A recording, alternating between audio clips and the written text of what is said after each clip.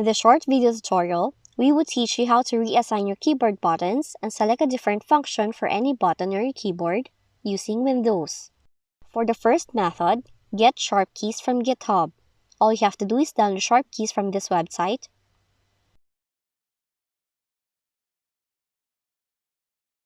And then download the Sharp Keys.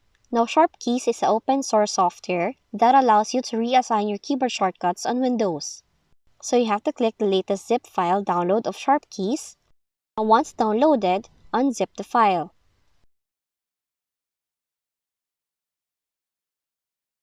Then, double-click the sharpkeys.exe in the extracted folder and accept the terms. Now this will launch the Sharp Keys for the first time, and then you have to click Add at the bottom left corner of the Sharp Keys, and in the left column, click the key you want to reassign.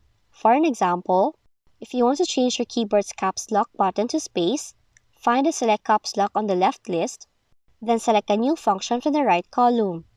Now the new functions appear in the To This Key column. Like for an example, if you're changing the caps lock button to space, find the Select Space on the right list. Then once done, you have to click OK.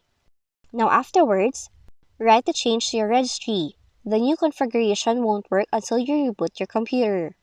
And then once your computer comes back up, the key will now be remapped. So that's how you can reassign keyboard keys and change button functions on your Windows computer. If you found this video helpful, kindly like and subscribe. You may also click and turn on the notification bell so you can be notified from whenever we release new videos.